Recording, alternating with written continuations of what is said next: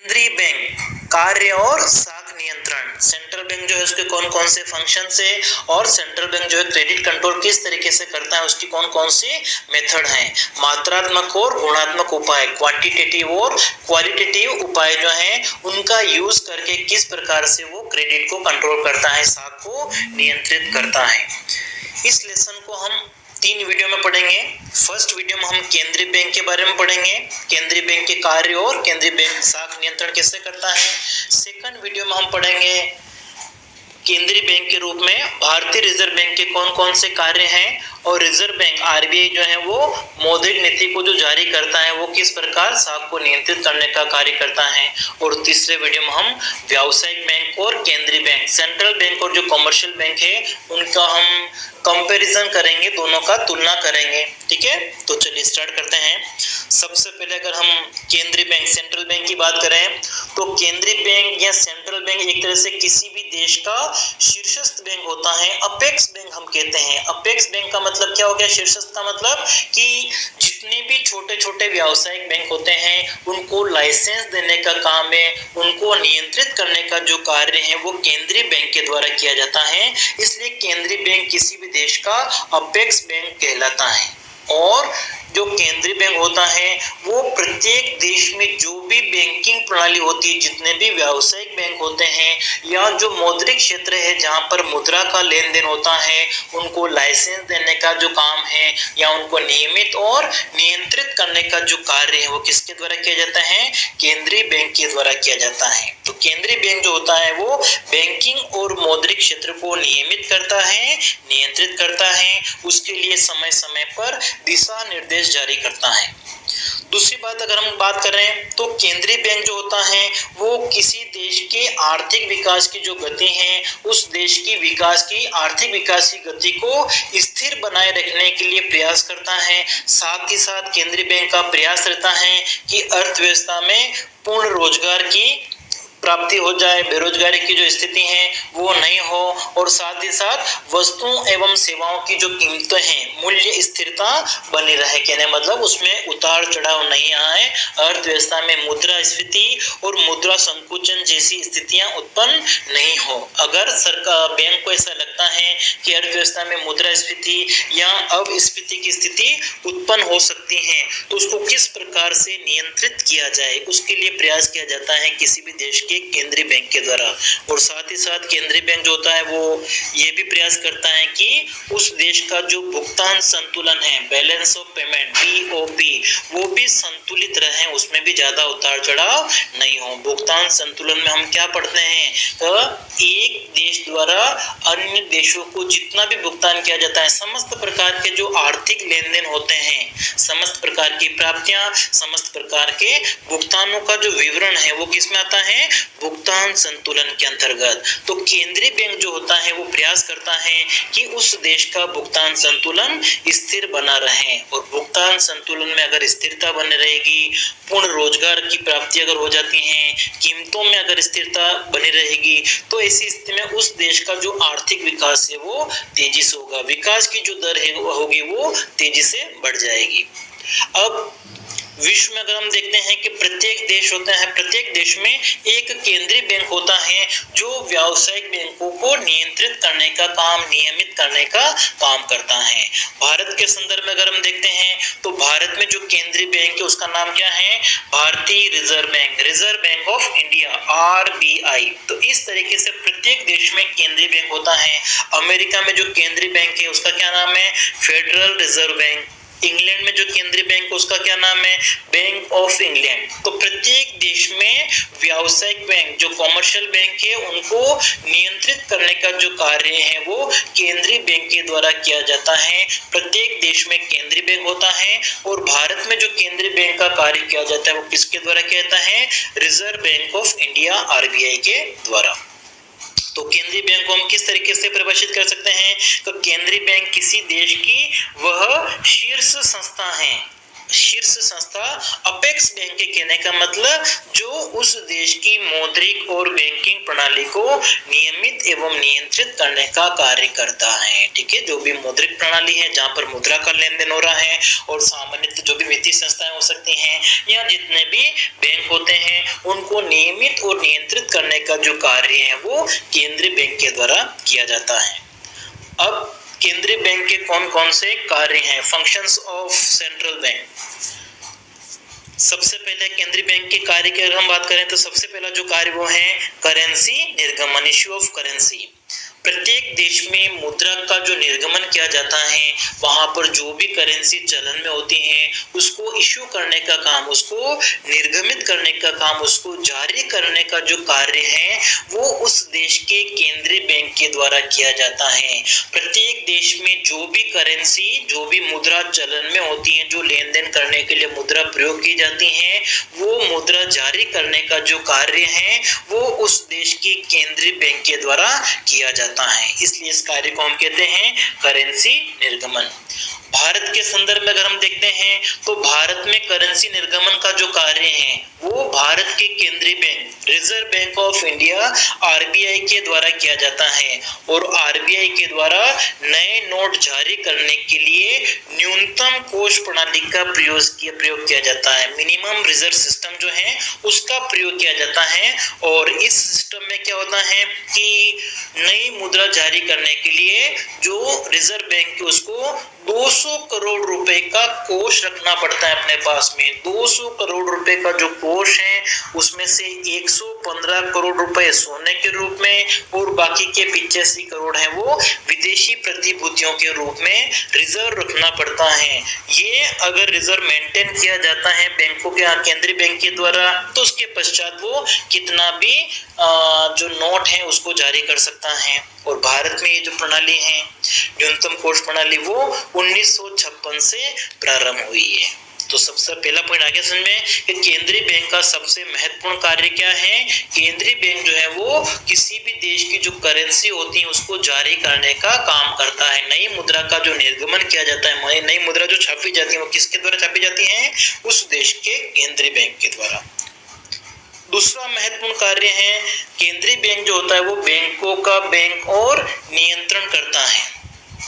मतलब किसी भी देश में जितने भी व्यापारिक बैंक होते हैं, जितने भी मुद्रा के रूप में लेन देन करने वाली संस्थाएं होती हैं, वित्तीय संस्थाएं होती हैं, तो वित्तीय संस्थाएं या जो व्यापारिक बैंक की कमर्शियल बैंक है उनको लाइसेंस देने का जो कार्य है, उनको अगर कार्य करना है उसके लिए लाइसेंस लेने के लिए केंद्रीय बैंक से अनुमति लेनी पड़ती है। इसलिए इस कार्य को हम क्या कहते हैं, केंद्रीय बैंक के।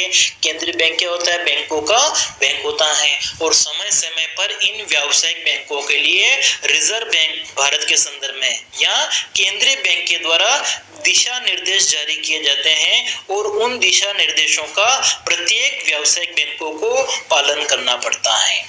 मतलब अर्थव्यवस्था में जो भी आर्थिक गतिविधियों में उतार चढ़ाव आता है तो उनको नियंत्रित करने का जो प्रयास है वो केंद्रीय बैंक के द्वारा किया जाता है। तो ऐसी स्थिति में केंद्रीय बैंक क्या करता है, समय समय पर सभी जो व्यावसायिक बैंक है, वाणिज्यिक बैंक है, उनके लिए दिशा निर्देश जारी करता है और साथ ही साथ उनको नियंत्रित करने का भी कार्य करता है। फिर अगर दो बैंकों के मध्य किसी प्रकार का विवाद हो जाता है तो उन विवादों को निपटाने में मध्यस्थ की जो भूमिका है, मीडिएटर, वो रोल कौन अदा करता है, केंद्रीय बैंक। तो ये हो गया हमारा दूसरा कार्य। तीसरा कार्य और साथ ही साथ अगर हम देखते हैं कि बैंकों का बैंक नियंत्रण करता है, यदि किसी ग्राहक को अपने व्यावसायिक बैंक से किसी प्रकार की शिकायत होती है तो वो सीधे क्या कर सकता है, केंद्रीय बैंक से शिकायत कर सकता है और केंद्रीय बैंक क्या करता है, उसके लिए दिशा निर्देश जारी करता है। ठीक है, समय समय पर तो ग्राहकों के हितों की भी रक्षा की जाती है इसके द्वारा।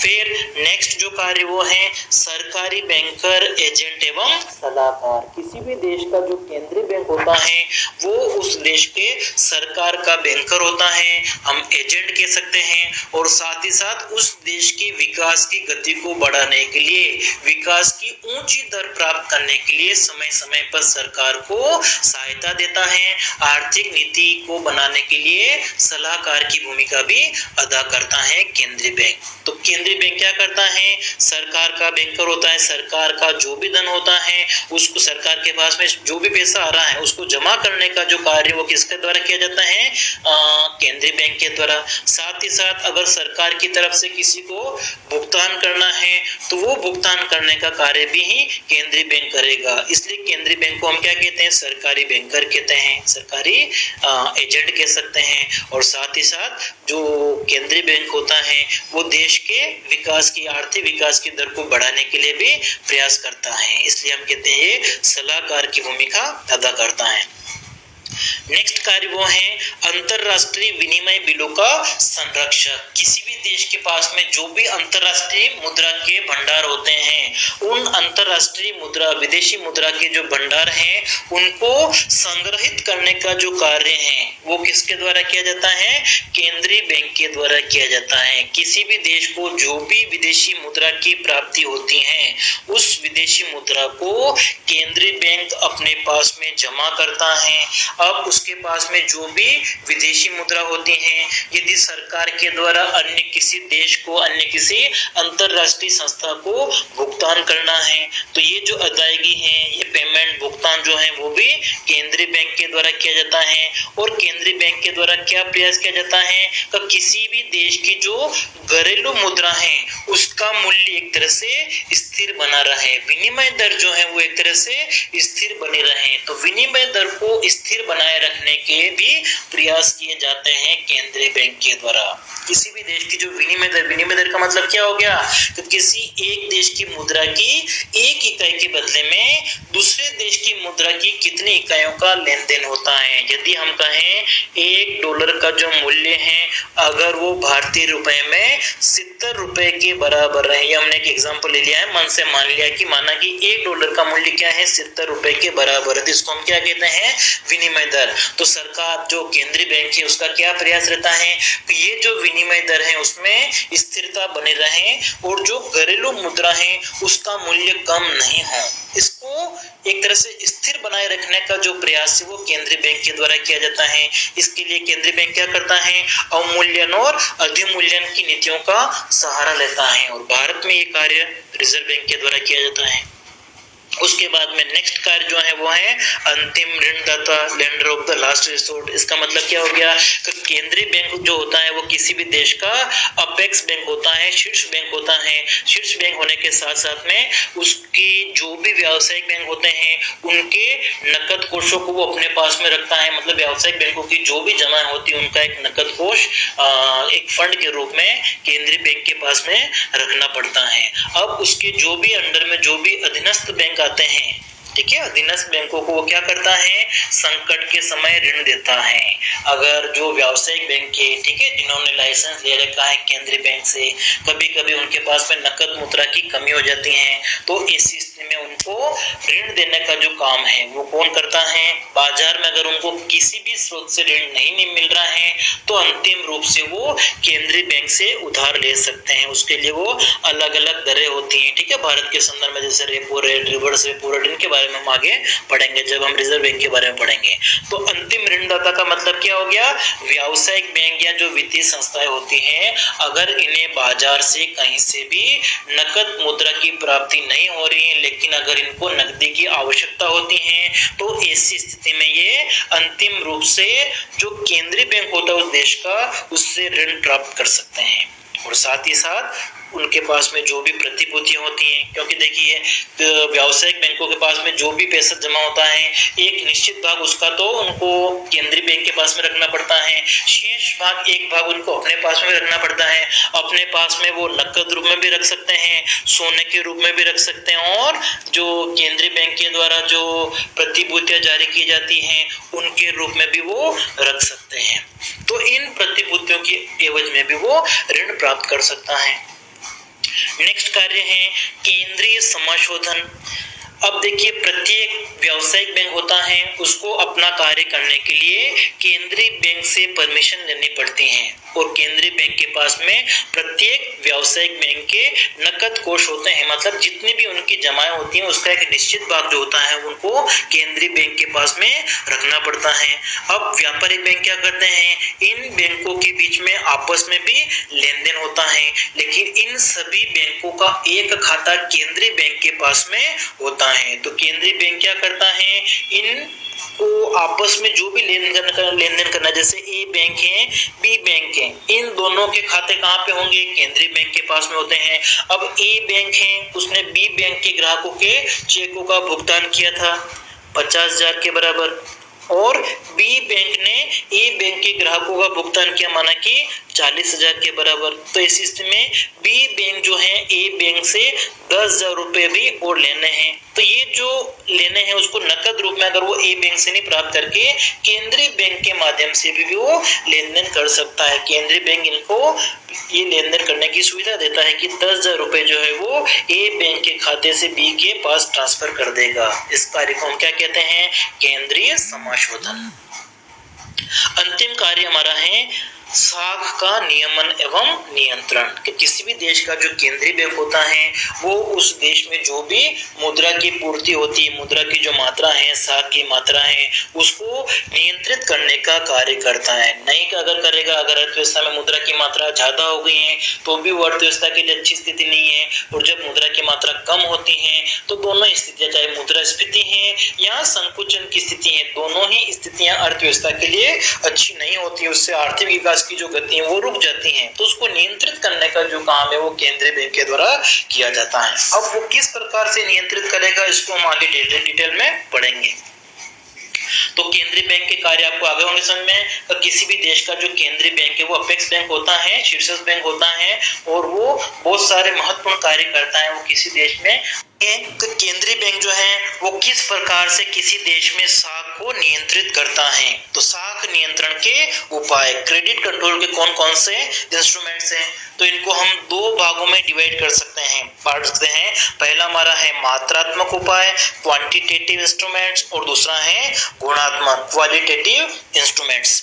अब मात्रात्मक उपाय में कौन से उपाय आते हैं, ऐसे उपाय जिनके द्वारा जो ऋण है उसकी कुल मात्रा को नियंत्रित करने का प्रयास किया जाता है। ऋणों की जो कुल मात्रा है उसको नियंत्रित करने के जो भी प्रयास किए जाएंगे वो किस में आएंगे, मात्रात्मक में। और मुख्य रूप में मात्रात्मक में जैसे या तो प्रतिशत है, दर हो सकती है, ऐसे उपाय जो है वो किस में आएंगे, मात्रात्मक उपाय के अंतर्गत। और दूसरे हम पढ़ेंगे गुणात्मक उपाय, ठीक है, जिसका संबंध किससे होता है, किसी क्षेत्र विशेष में साख की मात्रा को नियंत्रित करने के लिए क्या प्रयास किए जाते हैं। मतलब यदि अनुत्पादक कार्यों से ऋणों का जो प्रवाह है, साख का प्रवाह है, वो उत्पादक कार्य हैं उस ओर करने का जो प्रयास अगर किया जाए तो ऐसे उपाय जो किसके अंतर्गत आएंगे, गुणात्मक उपाय के अंतर्गत आएंगे। तो पहले हम पढ़ेंगे मात्रात्मक उपाय, क्वांटिटेटिव इंस्ट्रूमेंट्स। तो क्वांटिटेटिव इंस्ट्रूमेंट में सबसे पहला हमारा है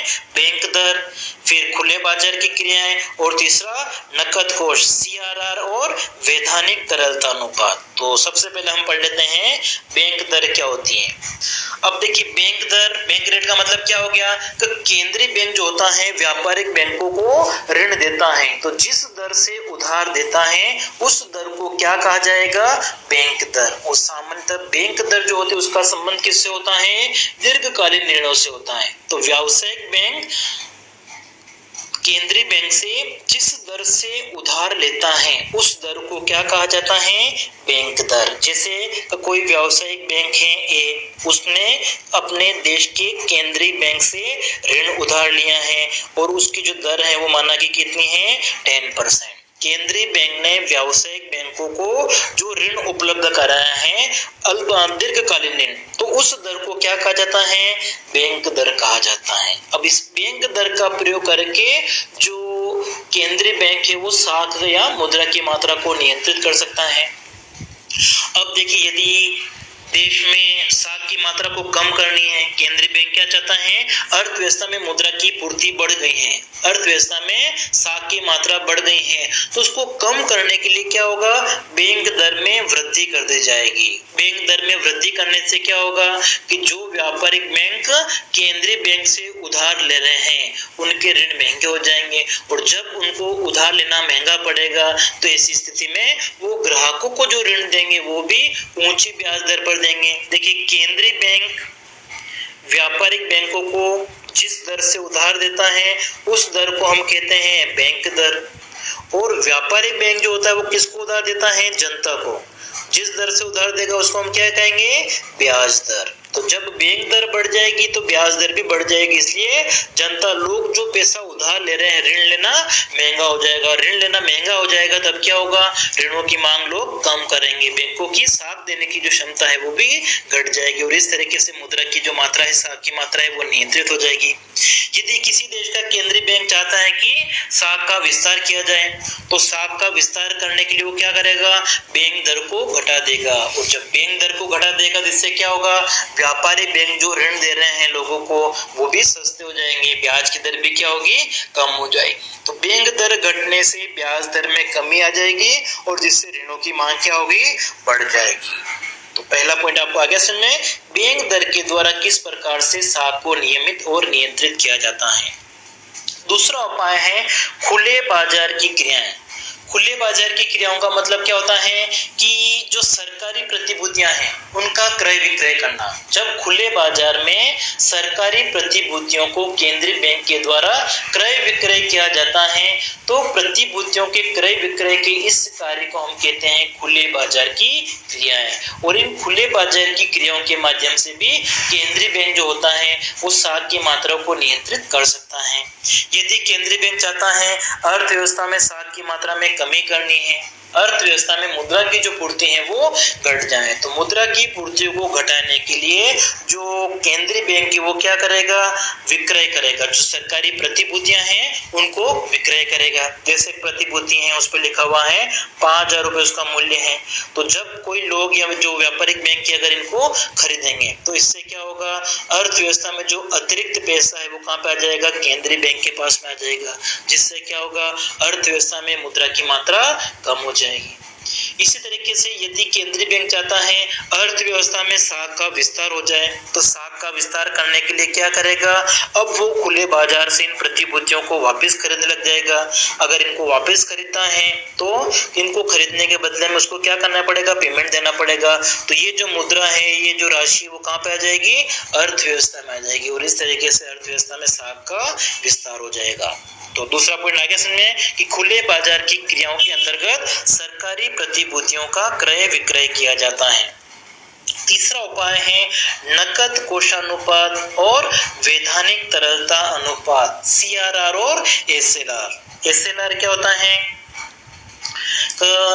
लोग जितना भी पैसा व्यावसायिक बैंकों के पास जमा कराते हैं उसका एक निश्चित भाग उनको अपने पास में नकद रूप में रखना पड़ता है। तो कुल जमाओं का एक निश्चित भाग जो व्यावसायिक बैंक अपने पास रखते हैं स्वयं के पास, उसको क्या कहा जाएगा, SLR। और इन कुल जमाओं का एक निश्चित अनुपात उनको केंद्रीय बैंक के पास में रखना पड़ता है। जो अनुपात केंद्रीय बैंक के पास में रखा जाता है उसको क्या कहा जाता है, CRR, कैश रिजर्व रेशियो। अब CRR और SLR इन अनुपातों में परिवर्तन करके भी केंद्रीय बैंक साख की मात्रा को नियंत्रित कर सकता है। यदि केंद्रीय बैंक चाहता है अर्थव्यवस्था में साख का विस्तार हो जाए, अर्थव्यवस्था में मुद्रा की पूर्ति बढ़ जाए, तो उसके लिए क्या करेगा, वो CRR और SLR इसको क्या कर देगा, कम कर देगा। ठीक है, इसमें कमी कर देगा। साख का विस्तार करने हेतु केंद्रीय बैंक CRR और SLR इन दोनों को घटा देगा। इसका मतलब क्या हो गया कि अपने पास वो नकद रूप में अगर कम रखेंगे तो उधार ज्यादा दे पाएंगे, जिससे साख का विस्तार हो जाएगा। तो साख का विस्तार करने हेतु केंद्रीय बैंक CRR और SLR इनको क्या करेगा, घटा देगा। लेकिन यदि इसके विपरीत जो केंद्रीय बैंक है वो अर्थव्यवस्था में साख का संकुचन करना चाहता है, अर्थव्यवस्था में मुद्रा की पूर्ति को घटाना चाहता है, तो मुद्रा की पूर्ति को घटाने के लिए वो क्या करेगा, सीआरआर और एसएलआर इनको बढ़ा देगा। नकद कोष को अगर वो बढ़ा देगा तो अपने पास में फिर वो क्या करेगा, ज्यादा रखेगा तो उधार कम दे पाएगा। जैसे मानना कि कोई व्यक्ति जैसे बैंक में 10,000 रुपए जमा कराता है और उसका 10% जो है कॉमर्शियल बैंक अपने पास में नकद रूप में रखता है, मतलब 1,000, ठीक है। माना कि इसका सीआरआर कितना है, 1,000 रुपए, 10% है, तो अब वो उधार कितना दे सकते हैं, 9,000 ही दे सकते हैं। लेकिन यदि सीआरआर को बढ़ाकर 20% कर दिया जाए तो अब इस 10,000 का 20% मतलब 2,000 सीआरआर नकद कोष के रूप में होगा और बाकी का 8,000 रुपए ही लोन दिया जाएगा। इसका मतलब क्या हो गया कि जब सीआरआर और एसएलआर ज्यादा होंगे, जब बैंक अपने पास में नकद रूप में ज्यादा रखेंगे तो साख की मात्रा कम हो जाएगी, वो साख कम दे पाएगा, उधार कम दे पाएगा, जिससे साख का संकुचन हो जाएगा। तो ये सारे कौन से उपाय पढ़े हमने, मात्रात्मक उपाय। उसके बाद में अब हमारे हैं गुणात्मक उपाय। और गुणात्मक उपाय का संबंध किससे होता है, अर्थव्यवस्था के किसी क्षेत्र विशेष में साख की मात्रा को नियंत्रित करना, या हम कह सकते हैं कि किसी क्षेत्र विशेष के लिए जो भी साख दिया जा रहा है उसकी मात्रा निर्धारित कर दी जाती है और उसके आधार पर साख को नियंत्रित करने का प्रयास किया जाता है। तो इसमें सबसे पहला हमारा है चयनात्मक साख नियंत्रण। इसके अंतर्गत क्या होता है तो विभिन्न क्षेत्रों के लिए जो भी ऋण दिया जा रहा है उनकी एक सीमा जो है वो निश्चित कर दी जाती है, ऋण की सीमाएं जो है उनमें परिवर्तन कर दिया जाता है। क्षेत्र विशेष के लिए ऋणों की जांच और नियंत्रित करने का कार्य किया जाता है और जो विलासिता वाली वस्तुएं हैं उनको जो ऋण दिया जा रहा है विलासिता वाली वस्तुओं के लिए, उनके लिए ऋण की जो किस्त होती है वो अलग से निर्धारित की जाती है। जैसे एग्रीकल्चर कृषि कार्यों के लिए ऋण उपलब्ध कराया गया है, या उपभोग वस्तुओं के लिए, उपभोग में भी से विलासिता वाली वस्तुओं के लिए। तो किसी क्षेत्र विशेष के लिए जो भी ऋण उपलब्ध कराया जा रहा है उस ऋण की सीमा में परिवर्तन कर दिया जाता है कि विलासिता वाली वस्तु, माना कि हमको एक कार खरीदनी है तो कार के ऊपर सरकार ने निर्धारित कर दिया है कि आप लोन जो ले सकते हो वो 1 लाख रुपए तक का आप लोन ले सकते हो, 1 लाख रुपए से ज्यादा का लोन नहीं मिलेगा। या इसकी जो सीमा है उसमें परिवर्तन कर दिया जाए तो आप 2 लाख तक का लोन से ले सकते हो, या आप केवल 50,000 तक का ही लोन ले सकते हो। तो इसकी जो सीमा है वो निर्धारित कर दी जाती है। जो विलासिता वाली वस्तुएं उनके लिए ऋणों की जो किस्त होती है वो अलग से निर्धारित कर दी जाती है, ऋणों की जो सीमा है उसमें परिवर्तन कर दिया जाता है। तो ये कौन सा हो गया हमारा चयनात्मक साख नियंत्रण। विभिन्न क्षेत्रों के लिए जो भी ऋण उपलब्ध कराया जाएगा, कृषि क्षेत्र के लिए, औद्योगिक क्षेत्र के लिए, किस पर्पस के लिए ऋण दिया जा रहा है उसके आधार पर नियंत्रित करने का प्रयास किया जाता है। फिर है साख की राशनिंग, जिसका मतलब क्या हो गया कि अर्थव्यवस्था के विभिन्न क्षेत्रों के लिए जो साख दिया जा रहा है उसकी अधिकतम सीमा निर्धारित कर दी जाती है कि कृषि कार्यों के लिए ऋण दिया जा रहा है तो कृषि उपकरणों को खरीदने के लिए अधिकतम ऋण कितना दिया जा सकता है। अगर अनुत्पादक कार्यों के लिए तो जैसे वाहन खरीदने के लिए ऋण दिया जा रहा है या मकान बनाने के लिए ऋण दिया जा रहा है, तो इन कार्यों के लिए जो भी ऋण दिया जा रहा है उसकी अधिकतम सीमा निर्धारित कर दी जाती है, उनका एक कोटा निश्चित कर दिया जाता है और उसी आधार पर फिर ऋण उपलब्ध कराया जाता है। तो ये कौन सा उपाय कहलाएगा, साख की राशनिंग। फिर उसके बाद में है नैतिक दबाव, कि जो केंद्रीय बैंक होता है वो सारे व्यावसायिक बैंकों को नियंत्रित करने का कार्य करता है, उनको लाइसेंस जारी करने का कार्य करता है, समय समय पर उनको सलाह देता है, मार्गदर्शन देता है, उनको दिशा निर्देश देता है। तो इस स्थिति में वो सभी व्यावसायिक बैंकों से अनुरोध कर सकता है कि सारे बैंक जो हैं वो अर्थव्यवस्था में जो साख की मात्रा है, मुद्रा की मात्रा है, उसको नियमित और नियंत्रित करने का कार्य करे। और मुख्य सामान्यतः अगर हम देखते हैं कि सारे जो व्यावसायिक बैंक होते हैं उनको लाइसेंस कहाँ से मिलता है, केंद्रीय बैंक से मिलता है। इसलिए सामान्यतः केंद्रीय बैंक के जो भी दिशा निर्देश होते हैं वो सभी व्यावसायिक बैंकों के द्वारा पालन किए, उनको अपना लिया जाता है कहने का मतलब। तो इसको हम कहते हैं नैतिक दबाव कहते हैं। नैतिक रूप से वो सभी से अनुरोध कर सकता है कि आप साख की मात्रा को नियंत्रित करने का कार्य करें। फिर प्रचार प्रसार के माध्यम से हो सकता है कि वर्तमान समय में अगर लेते हैं तो किसी भी देश का जो केंद्रीय बैंक होता है वो विभिन्न प्रकार की पत्र पत्रिकाएं हैं, बुलेटिन है, जर्नल है, चाहे इनका जो प्रकाशन है वो मासिक हो या वार्षिक प्रकाशन होते हैं, तो इन सभी प्रकाशनों के माध्यम से भी वो या विज्ञापन के माध्यम से भी अर्थव्यवस्था में यदि मुद्रा की मात्रा को फैलाव ज्यादा हो गया, विस्तार हो गया या संकोचन है तो उसको नियंत्रित करने के लिए वो कह सकता है। प्रचार प्रसार का माध्यम जो है विज्ञापन का भी वो सहारा ले सकता है। और अंतिम हमारा वो है प्रत्यक्ष कार्रवाई।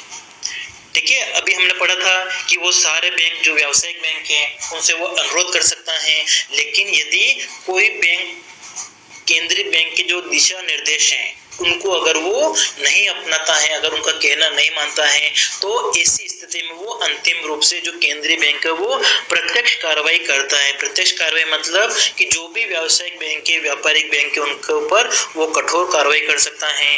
दोषी बैंकों को वो पुनर्कटौती की सुविधा नहीं देगा, मतलब अगर उनको नकदी की कमी हो जाती है और मार्केट में, बाजार में से उनको कहीं से भी अगर नकदी नहीं मिल रही है तो अंतिम रूप से वो नकदी कहां से प्राप्त कर सकते हैं? केंद्रीय बैंक से। लेकिन केंद्रीय बैंक ऐसे बैंकों को ये सुविधा नहीं देगा तो वो बैंक एक तरह से क्या होंगे? फेल हो जाएंगे। तो प्रत्यक्ष कार्रवाई की जा सकती है। ठीक है, जब कोई बैंक, व्यावसायिक बैंक अगर दिशा निर्देश जो जारी किए गए हैं केंद्रीय बैंक के द्वारा अगर उनको नहीं अपनाता है ऐसी स्थिति में, तो ये एक तरह से केंद्रीय बैंक का वैधानिक अधिकार कह सकते हैं कि वो व्यावसायिक बैंकों की प्रत्यक्ष कार्रवाई कर सकता है। तो आज की इस वीडियो में हम इतना ही पढ़ेंगे। नेक्स्ट वीडियो में हम पढ़ेंगे भारतीय रिजर्व बैंक के संदर्भ में कि भारतीय रिजर्व बैंक की स्थापना कब हुई, उसका केंद्रीय निदेशक बोर्ड क्या है, वो किस प्रकार से कार्य करता है, उसके कौन कौन से कार्य हैं, और भारत के संदर्भ में जो उसकी मौद्रिक नीति है वो किस प्रकार की मौद्रिक नीति, उसके कौन कौन से उपकरण है, उसके बारे में हम डिस्कस करेंगे।